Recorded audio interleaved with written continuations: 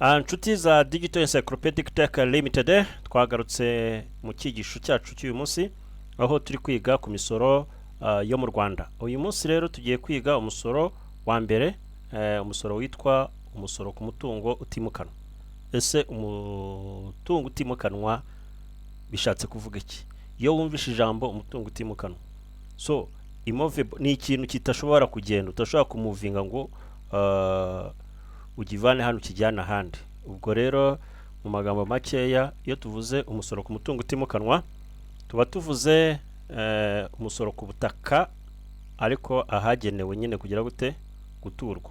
Ahantu h'imiturire hose, ahantu hari ubutaka ariko bwagenewe guturwa, aho hantu hose harasorerwa.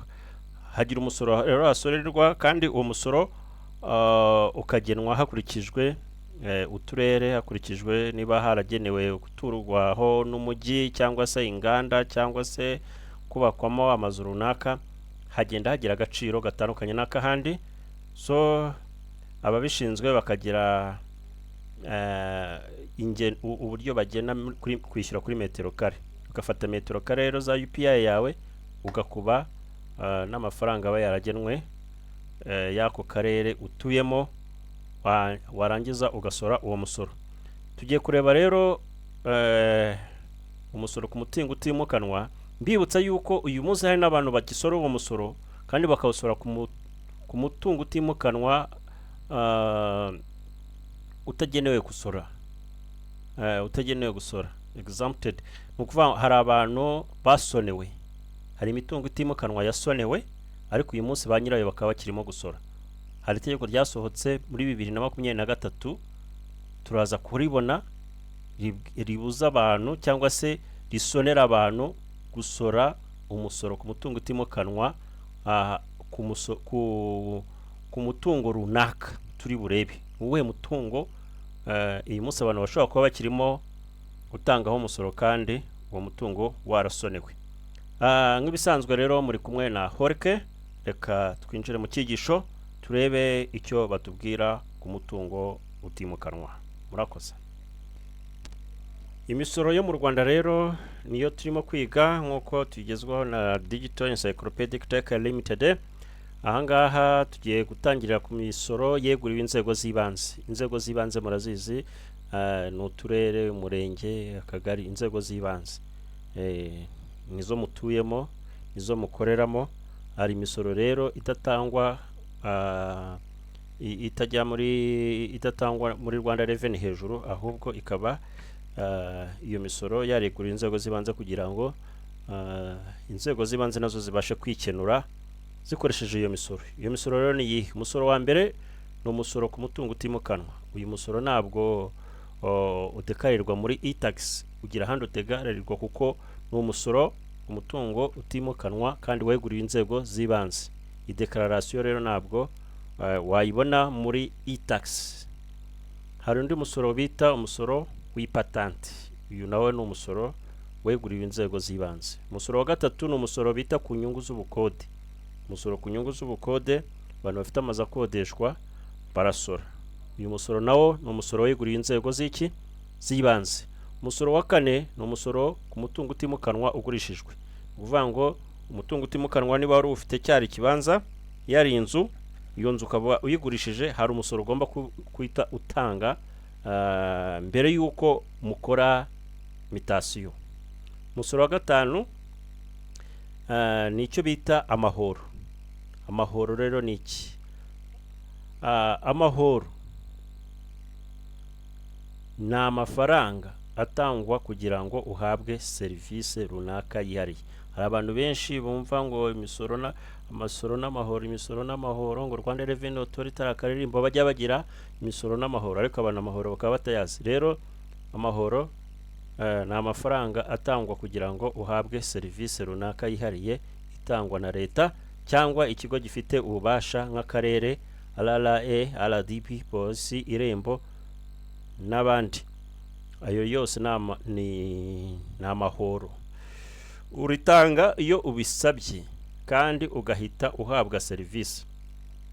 Iyo musoro cyangwa se amahoro yo ni igihe ukeneye ikintu, ariko umusoro we n'itegeko amahoro si itegeko, amahoro icyo kintu utagishaka ntabwo ayo mahoro wayatanga. Itandukaniro hagati y'amahoro n'umusoro, dutanga imisoro kugira ngo dushyigikire ingengo y'imari ya leta, dutanga amahoro kugira ngo twishyure serivisi runaka. Ingero eshatu z'amahoro atangwa mu Rwanda: amahoro yo gusaba pasiporo, kuvuga ngo ukeneye pasiporo, aricyo bita pasiporo fee, hari amafaranga ugomba gutanga kugira ngo uhabwe pasiporo, ayo ni amahoro, ntabwo ari umusoro. Amahoro yo gufata no kongeresha driving license permit, ibintu yo vuga ngo perime yarangiye, hari amafaranga baguca kugira ngo perime bongere kuyivugurura bushyashya cyaba yongerera igihe. Icyo rero nicyo twita amahoro, ntabwo uri ari umusoro, ntabwo perime igira umusoro ahubwo igira amahoro. Amahoro yo gutanga serivisi z'imodoka, ibyo bita ngo ukeneye plaque cyangwa se ukeneye controle technique, ibyo byose ni amahoro. Amafaranga mutanga kuri controle technique ntabwo ari umusoro, n'amahoro.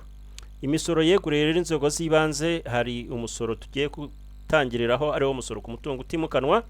Uyu ni umusoro ucibwa ku mutungo nk'ibibanza n'ibindi biwongerera agaciro, nk'inyubako n'indi mitungo itimukanwa iri ahantu idashobora kuvanwa mu buryo mbumbe ngo yimurirwa ahandi, kandi iyo mitungo iri ahantu hazwi mu mbago z'inzego z'imitegekere y'igihugu yegerejwe abaturage.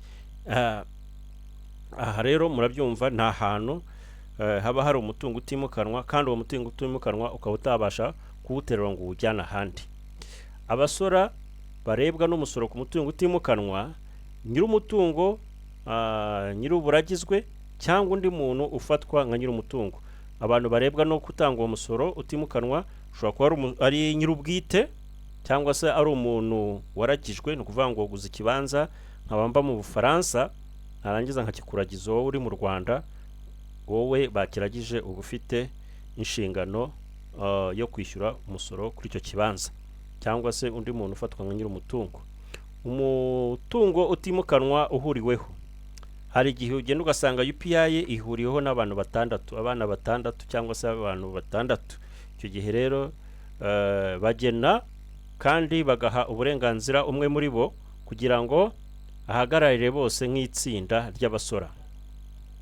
Guhindura nyir'umutungo, iyo bahayeho ihererekanya ry'umutungo, habayeho ihererekanya ry'umutungo utimukanwa ku mpamvu iyo ari yo yose ibayeho hagati mu mwaka w'isoresha, uweguriwe umutungo utimukanwa abarirwa umusoro uhereye igihe ihererekanya ryabereye.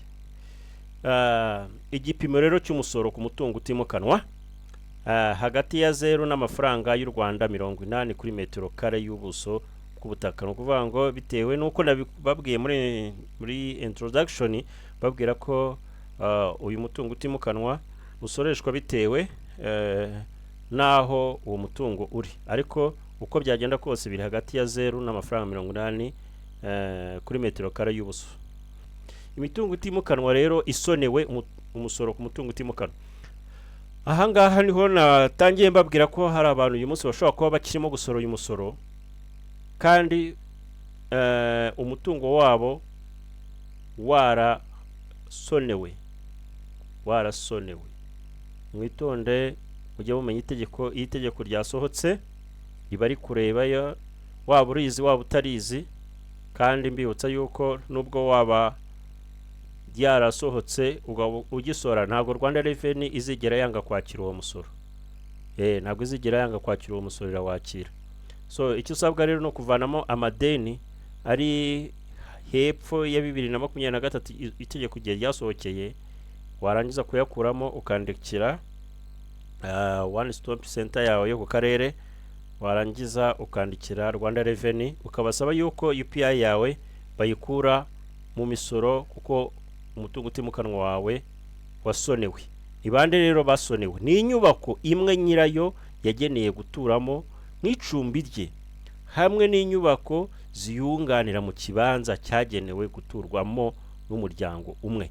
Icyo muracyumvise, ni inyubako yawe yagenewe guturwamo wowe ubwawe n'abana bawe, ndetse n'ibikoni, ibyo bita ibikoni cyangwa se amanegisi, niyo bavuze ngo inzu ziyunganira, niyo UPI yose yagenewe guturwamo, n'inzu ziri muri iyo UPI, ntabwo iyo nzu igomba gutanga umusoro. Yarasonewe guhera mu mwaka w'2023. Iyo nyubako ikomeza kubarwa nk'icumbi rye niyo yaba atayituyemo ku mpamvu zitandukanye. Nabonye akazi nuye Huye, nabonye akazi mu Ruhengeri, nabonye akazi Rubavu, ntabwo bivuze ko iyo nzu nubwo ntayibamo nzayisorera aho yagiye gukodesha, ariko ya nzu yagenewe guturwamo n'umuryango, nubwo ntayirimo nkaba nayisizemo umuntu wo kuyireberera, ntabwo iyo nzu igomba gutangwa ho umusoro.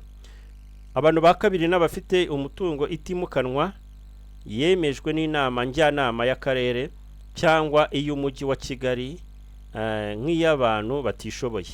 Imitungo itimukanwa ya leta, iy'inzego z'imitegekere y'igihugu zegerejwe abaturage, n'iy'inzego za leta, keretse iyo mitungo ikorerwamo ibikorwa bigamije kubyara inyungu cyangwa ibyikodeshagurisha. Ni ukuvuga rero abandi bantu nyine naba batubwiye ni inzu za leta ntabwo zitanga umusoro.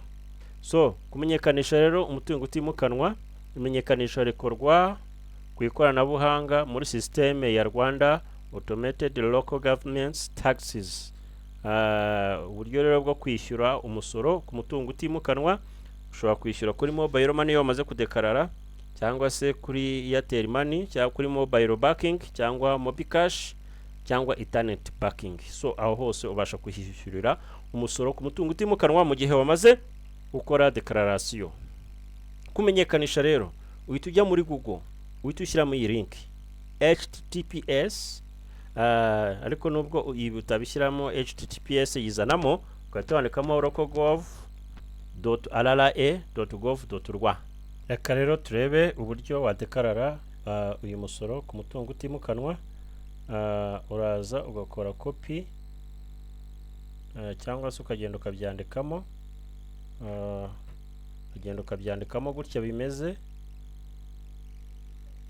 cyangwa se ugakora copy wabaramutse wabyanditse ahantu, ugafungura browser yawe iyo ari yo yose ukoresha, genda ukoresha Chrome, ukahita ukora paste hano, ukahita haza iyi platform, ugase ukahita ujya hano handitse imisoro, dushyiremo tin number, uraza ukayandikamo hano, cyangwa se waba ufite aho wayanditse ukaza ukayipestingamo hano, warangiza ugakora iki, uraza ukandikamo umubare w'ibanga. Reka umubare w'ibanga nawo nabibabwiye yuko iyo wowe wibagiwe biroroshye, ukanda hariya ngo nibagiwe umubare w'ibanga, bahita baguha undi, ariko twebwe kuko tuwufite reka tuwushyiremo, tukande enter, cyangwa se ukande hariya banditse ngo injira, ituzana kumenyekanisha, ukande ku misoro. Hano kubwiye guhitamo ubwoko bw'umusoro ni property tax, hitemo umwaka 2026, kandi ukohereza.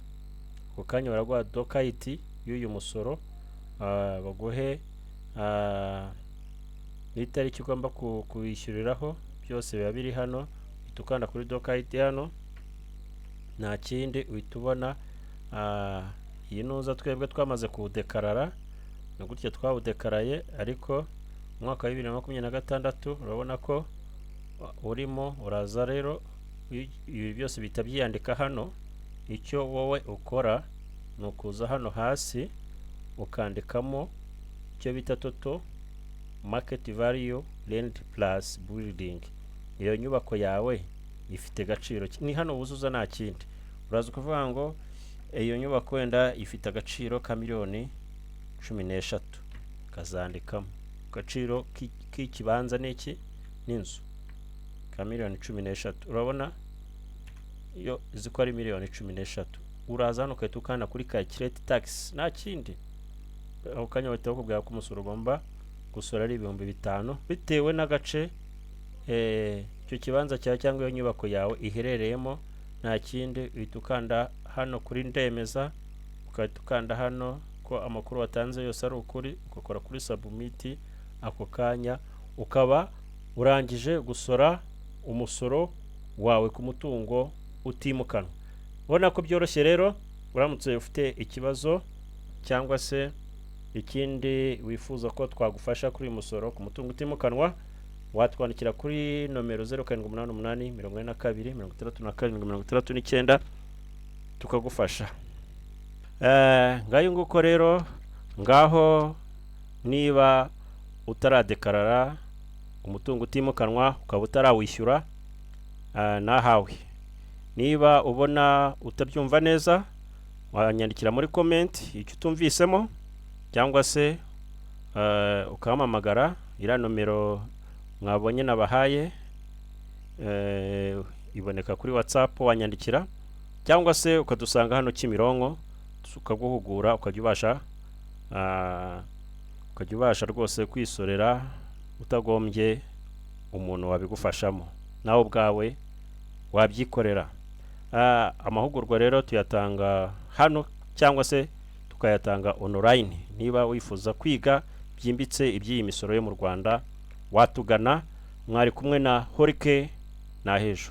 Bye bye.